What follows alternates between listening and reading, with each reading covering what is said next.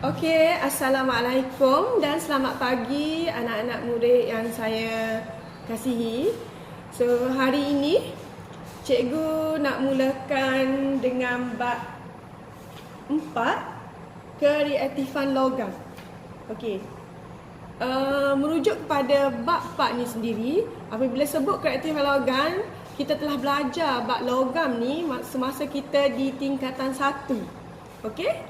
So sepatutnya pelajar-pelajar semua sudah tahu apa yang dikatakan dengan logam. Okey. Dalam bab ini kita akan belajar 3 subtopik yang penting, iaitu yang pertama kepelbagaian mineral, kedua siri kereaktifan logam, dan yang ketiga pengekstrakan logam. Okey. So apabila bercakap pada logam, logam adalah mineral.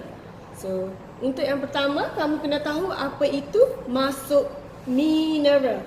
Okey, so dalam subtopik yang pertama ini, kepelbagaian mineral, ada beberapa benda yang beberapa perkara yang pelajar harus tahu, harus faham. Sebab apa yang pelajar harus tahu dan faham, iaitu yang akan selalu ditanya dalam soalan-soalan exam. Okey, yang pertama, pelajar mesti tahu apa itu maksud mineral.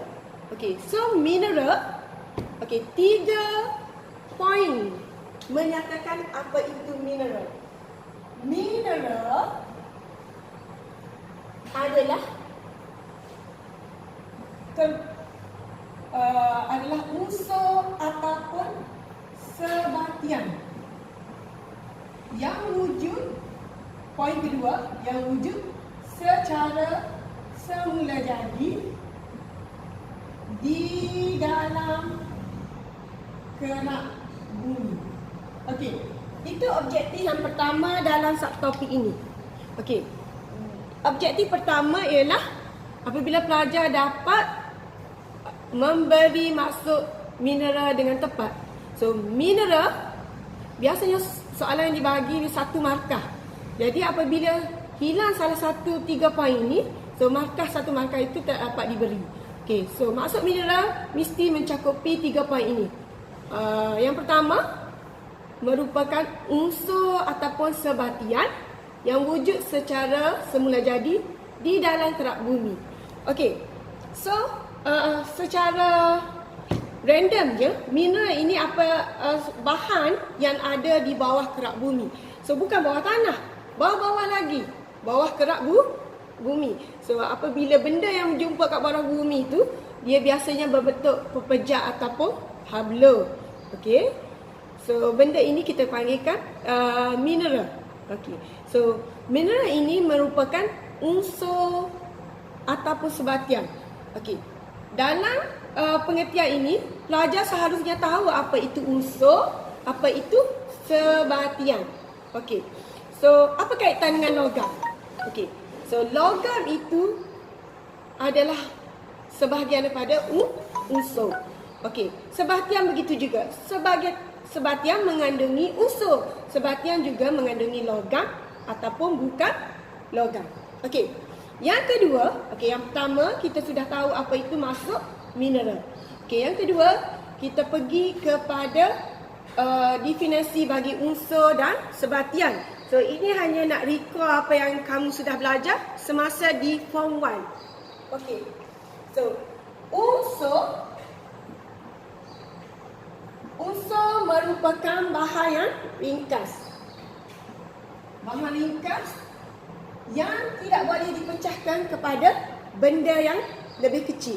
So unsur ni sebenarnya yang bergabung secara kimia membentuk sebatian. So unsur pula terbahagi kepada logam dan bukan logam. Okey. Unsur terbahagi kepada unsur logam dan unsur bukan logam. Okey.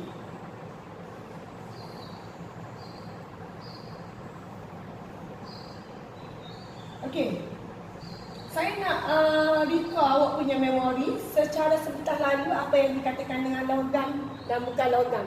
So, logam biasanya ialah satu unsur yang kuat, yang mempunyai ketahanan yang kuat. Okey, sebaliknya bukan logam adalah satu unsur yang rapuh. Okey. Ciri-ciri logam yang lain ialah keboleh tempahan, kemuluran, okey. Mempunyai sifat konduktor haba dan konduktor elektrik yang baik. Manakala bukan logam adalah sebaliknya. Okey, konduktor haba dan konduktor elektrik yang lemah. Okey. Kuat. Okey, dari segi unsur dan logam ini mempunyai sifat fizik dan kimia dia tersendiri. Begitu juga dengan sebatian lah. Dia mempunyai mineral ni, dia mempunyai sifat fizik dan sifat kimia. Okey, itu sifat fizik dia lah kuat, rapuh. Okey, biasanya logam kelihatan bersinar. Okey, berkilat. Manakala bukan logam pula, dia pudar. Okey, so contoh-contoh logam yang boleh kita tahu, yang selalu kita dengar adalah seperti besi, kupron, aluminium, magnesium. Okey, manakala bukan logam pula, seperti apa dia? Oksigen, sulfur. Okey, itu ialah contoh bukan logam. Okey, berbalik pula kita kepada tajuk mineral. Okey, mineral sebagaimana yang kita tahu, dia wujud sebagai unsur dan sebatian. Okey, ini adalah unsur. Okey, kita tengok yang seterusnya. Apakah yang dikatakan dengan sebatian?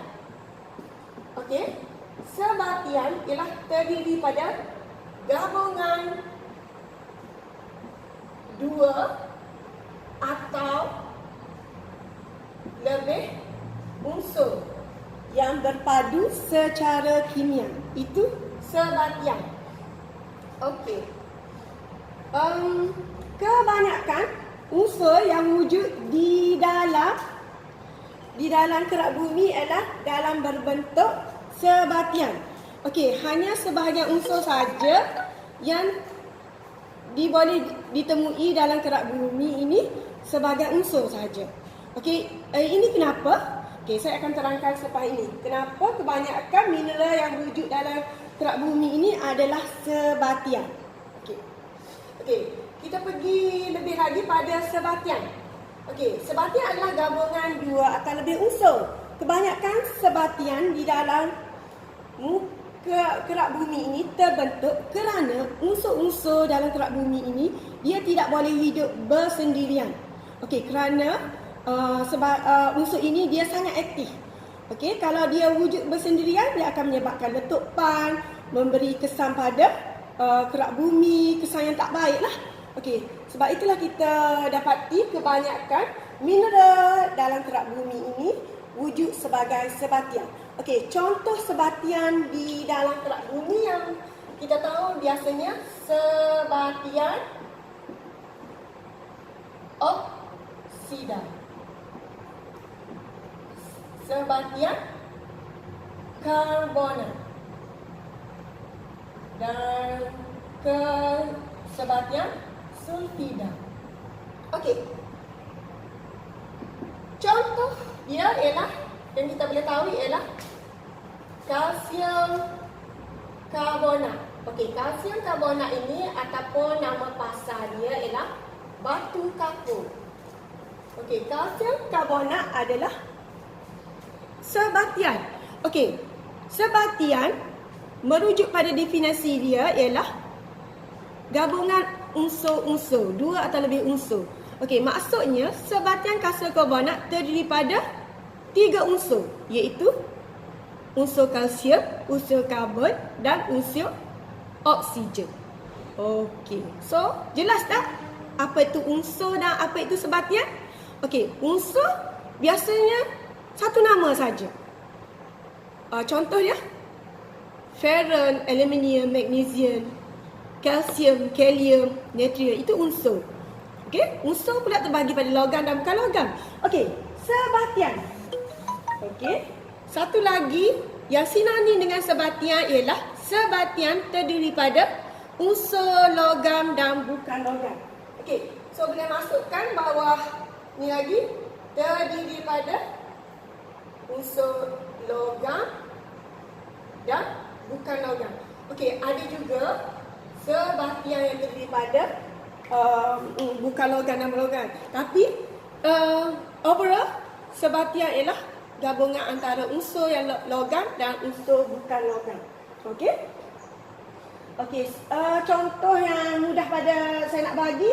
Okey, satu lagi, apabila kita tahu nama kimia, sesuatu nama kimia, apabila dia datang dengan dua nama. Okey, contoh yang saya boleh bagi seterusnya ialah aluminium oksida. Okey, so aluminium oksida. Okey, kalau saya tanya adakah aluminium oksida itu unsur atau sebatian? Okey, jawapannya okey, so mestilah sebatian sebab dia mempunyai dua perkataan. Okey, unsur hanya satu perkataan, manakala sebatian dua perkataan. Okey. Okey. So, kalau aluminium oksida itu ialah sebatian, apakah unsur yang ada dalam aluminium oksida? Okey. Sudah tentulah unsur dalam sebatian aluminium oksida ialah unsur yang membentuk sebatian aluminium oksida. So, sebatian aluminium oksida terdiri pada unsur aluminium dan unsur oksigen. So, aluminium adalah unsur logam, manakala oksida iaitu unsur oksigen terdiri daripada unsur bukan logam. Okey. Kalsium karbonat terdiri daripada apa? Unsur kalsium, unsur karbon dan unsur oksigen. Okey. Itu pasal sebatian. Okey. Satu lagi cikgu nak bagi tahu pasal soalan yang sentiasa ditanya. Okey. Kenapa hanya ada beberapa contoh saja, ada beberapa unsur saja yang wujud secara semula jadi di dalam kerak bumi? Okey. Contoh unsur yang wujud secara semula jadi dalam kerak bumi adalah seperti emas, perak, belian dan argentum. Okey. Okey, untuk pengetahuan pelajar, emas, perak, belian, argentum adalah suatu unsur yang stabil. Okey, apabila dia stabil, dia tidak mempunyai reaksi terhadap persekitarannya. Okey, so apabila dia stabil, dia tidak aktif, so dia boleh wujud secara bersendirian. Okey, sebab itulah kita tahu bahawa emas dan perak ini nilai dia agak tinggi. Okey, sebab dia rare, sebab dia eksklusif. Okey, dia eksklusif, so dia duduk bersendirian. Manakala sebatian, dia tak kebanyakan unsur lain dia tak boleh wujud sebagai sendirian. Kerana apa? Sebab dia sangat aktif, tak boleh dikawal, boleh menyebabkan beberapa kesan yang tidak elok pada kerak bumi dan persekitaran. Sebab itulah unsur yang sangat aktif ini bergabung membentuk sebatian. Okey. So contohnya satu lagi cikgu nak bagi tahu, kalau kita nak guna besi, nak buat alat-alat seperti alat untuk rumah apa semua, so kita tak akan dapat besi secara semula jadi di dalam kerak bumi. So apa yang perlu kita lakukan? Kita kena ambil dulu besi tu, kena ekstrak dulu besi tu daripada sebatian. Okey, contohnya besi oksida. Okey, sebatian besi oksida tu kita ambil daripada kerak bumi, so kita kena pisahkan dulu. Okey? Melalui tajuk yang kita akan belajar nanti ialah tu dalam tajuk pengekstrakan logam. Okey? So, kepelbagaian mineral ni cikgu nak kamu jelas apa tu unsur dan sebatian. Okey, so dah baru objektif kedua.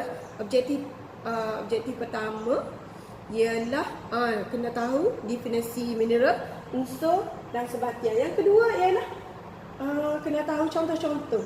Kat sini dah ada contoh unsur dan sebatian. Okey, yang seterusnya cikgu nak ajar ialah ciri-ciri mineral. Okey? Ini adalah maksud mineral. Definisi mineral. Yang satu lagi ialah ciri-ciri mineral. Okey. So, mineral yang pertama, ciri-ciri ialah mineral ialah sangat kuat. Okey, ketahanan dia amat tinggi. So, dia ada punya skala lah untuk menentukan ketahanan kekuatan mineral. Okey, biasanya mineral yang paling kuat ialah beliang. Okey, beliang yang tulen boleh memotong kaca. Okey, so dia punya unit dia MOH. M-O-S-H-S. MOH. M-O-H. Itu unit ketahanan mineral. Yang kedua, ciri-ciri mineral ialah apabila dia sangat kuat, dia tidak larut dalam air. Okey, tidak larut dalam air. Okey, itu ciri-ciri yang menyebabkan dia sesuai letak di bawah beberapa lapisan tanah. Okey, yang ketiga ni penting. Okey, ciri-ciri mineral tidak terurai oleh haba. Okey, kecuali ada dua mineral yang boleh terurai oleh haba, iaitu sebatian, karbonat dan sebatian sulfida. Okey. Okey.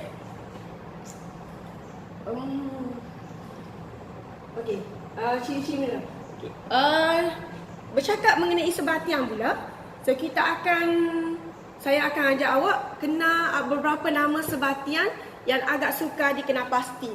Okey, awak pernah dengar tak nama seperti saya nak tulis kat mana? Okey, sebatian. Okey, kat sini ya. Okey. Sebatian yang menggunakan nama panggil nama apa? Nama pasar, nama samaran. Okey, seperti hematik, calcium, okey, galena. Okey. So hematik, calcium dan galena adalah beberapa contoh mineral dalam bentuk sebatian. Okey. So nama saintifik bagi hematik ialah Feron 2 ataupun Feron 3 oksida. Okey, so nama calcium pula ialah stannum oksida. Okey, stannum ni ialah nama lain bagi timah oksida. Galena. So galena ini ialah plumber. Galena ialah apa betul? Plumber sulfida.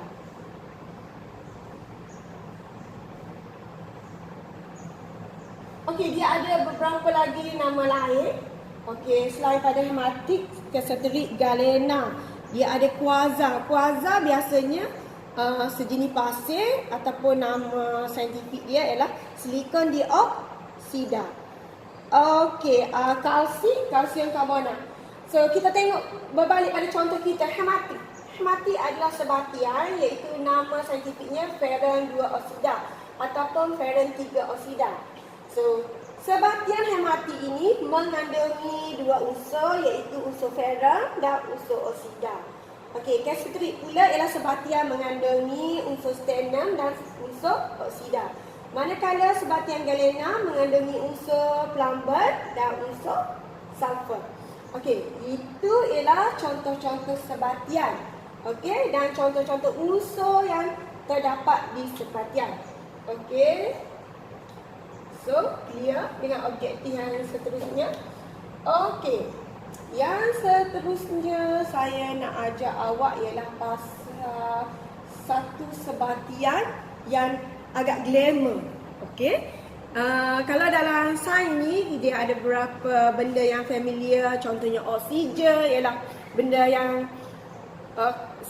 selalu disebut-sebut, karbon, benda yang amat banyak kegunaan. Okey, yang seterusnya saya nak ajar awak ialah pasal sebatian kalsium karbonat. Okey. Kalsium karbonat. nama lain kalsium karbonat ini dia disebut sebagai batu kapur. Okey. Kalsium karbonat ini batu kapur yang terdapat pada gua-gua Niah, Gua Kelang di Perlis. Okey, batu kapur ini banyak digunakan pakai dalam industri kita, terutamanya untuk membuat mama. Okey, untuk pelantaian di rumah-rumah rumah awak lah tu. Okey, batu kapur ni terdapat pada cengkerang telur. Batu kapur juga pada tulang-tulang ikan. Okey, cengkerang ketan. Okey, udang apa itu daripada batu kapur. Okey, apa yang kita nak belajar ini, kita tahu bahawa kalsium karbonat adalah sebatian. Okey, sebatian yang mengandungi unsur, saya ringkaskan ialah kalsium, karbon dan oksigen. Okey. Okey, apa yang perlu kita tahu dalam subtopik yang seterusnya ialah pasal kalsium karbonat. So, kita kena tahu beberapa tindak balas yang berlaku dalam kalsium karbonat. Okey, yang pertama kita nak tengok reaction dia dengan asid. Okey. Kalsium karbonat apabila bertindak balas dengan asid, dia akan menghasilkan satu sebatian baru. Okey. Let's say kita tulis kat sini dia punya persamaan kalsium. Okey. Nampak tak? Nampak kan? Okey, tak apalah. Kalsium karbonat. Okey, apabila bertindak balas dengan asid hidroklorik. Okey.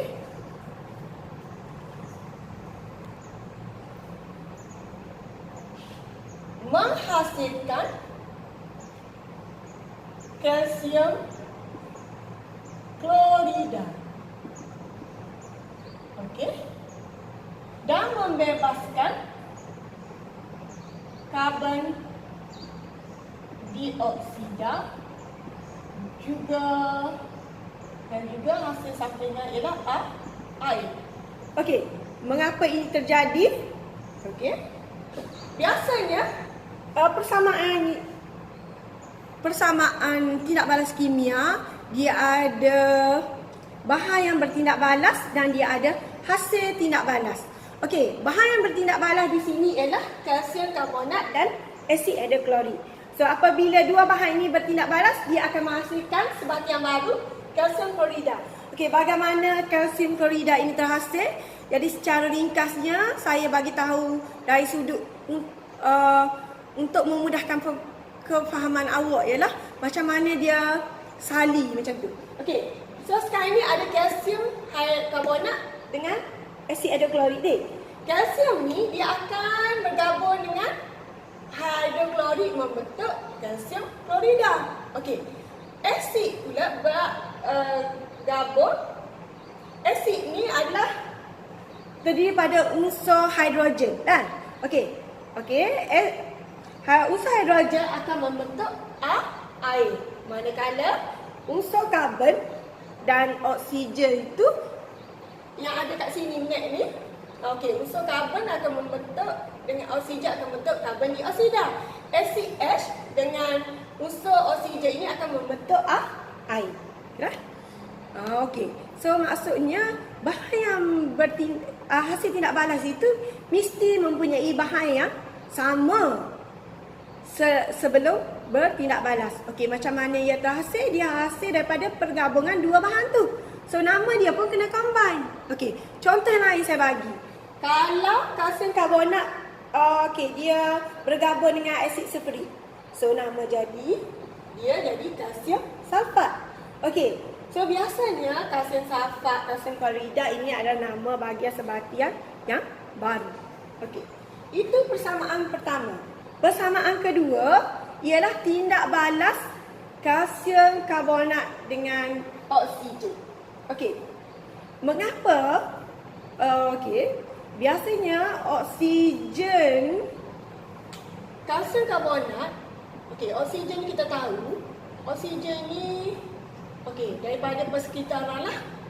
Penuh dengan oksigen. So apabila kalsium karbonat campur oksigen, boleh bagi tahu cikgu dah apa hasil dia? Cuba gabungkan kalsium dengan oksigen. Apa yang jadi berlaku? Takkan kalsium oksigen. So, nama yang digabungkan mesti nama yang menunjukkan pergabungan baru. So nama dia kita boleh letak kalsium oksida. Apa lagi benda yang dah hasil? Kita tengok kalau kalsium dengan oksigen jadi kalsium oksida. Kalau karbonat dengan oksigen, karbon dengan oksigen jadi apa? Mesti karbon dioksida. Clear? So, ini adalah untuk subtopik yang pertama, kepelbagaian mineral. Jadi untuk 1 jam pertama ni, cikgu ajar ni, so kamu kena buatlah latihan. Kalau tak faham, lepas ni tanya cikgu dalam WhatsApp. So cikgu ulang balik kepelbagaian mineral. Dalam subtopik dalam keaktifan logam. So mineral, logam adalah sebahagian pada mineral. So apa itu mineral? Mineral ialah unsur ataupun sebatian wujud secara semula jadi di dalam kerak bumi. Apa itu unsur? Unsur ialah bahagian yang ringkas, tidak boleh dipecahkan kepada bahagian yang lebih kecil. Unsur terbahagi pada logam dan bukan logam. So semasa di tingkatan 1, kamu telah belajar apa tu ciri-ciri logam dan contoh dia. So logam kuat, ketahanan tinggi, bersinar. Manakala bukan logam ialah rapuh, pudar. Itu sifat fizik dia lah, sifat kimia dia. Banyaklah.